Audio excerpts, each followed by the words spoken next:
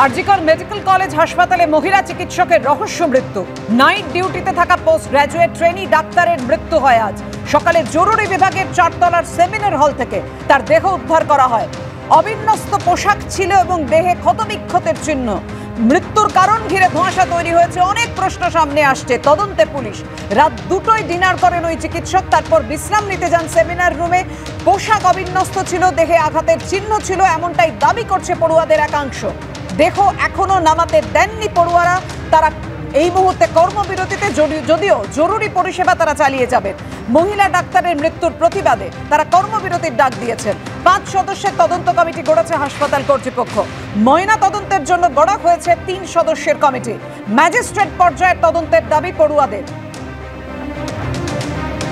হাসপাতালে যান CPO forensic, হাসপাতালে যান স্বাস্থ্য সচিব নারায়ণ স্বরূপ নিগম। গতকাল রাতে অনকল অবস্থায় ছিলেন আমাদের সহকর্মী।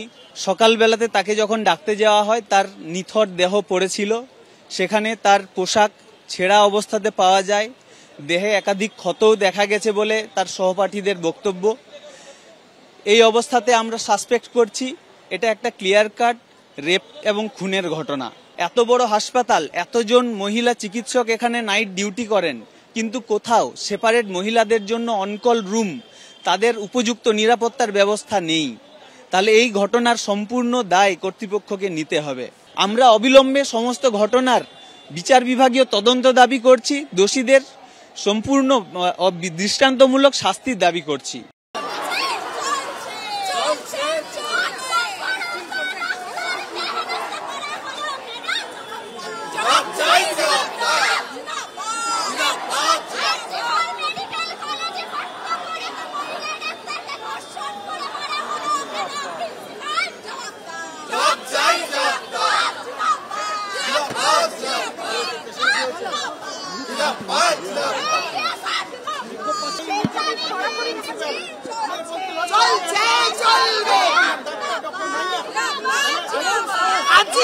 কর্তৃপক্ষকে অবিলম্বে ইস্তফা দিতে হবে।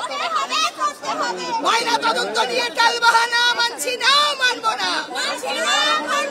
ময়না তদন্ত নিয়ে টালবাহানা মানছি না, মানবো না। সার্ভিস সেন্টার জিন্দাবাদ। ঘটনাকে আমাদের মেয়ে পুরো সন্দেহ এতে খুন করা হয়েছে দর্শন করে।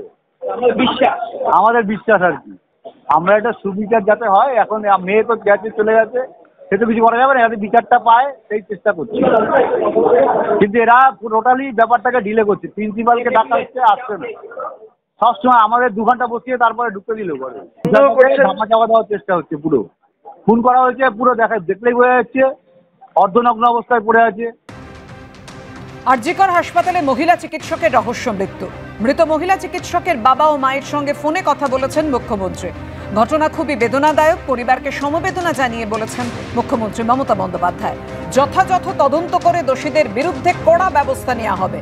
মৃত মহিলার বাবা ও মাকে আশ্বাস দিয়েছেন মুখ্যমন্ত্রী মমতা বন্দ্যোপাধ্যায়, এমনই সূত্রের খবর। পরে মৃত মহিলা চিকিৎসকের বাড়িতে গিয়ে পরিবারের সঙ্গে কথা বলবেন। মৃত মহিলা চিকিৎসকের পরিবারকে আশ্বাস দিয়েছেন মুখ্যমন্ত্রী মমতা বন্দ্যোপাধ্যায়, খবর সূত্রে।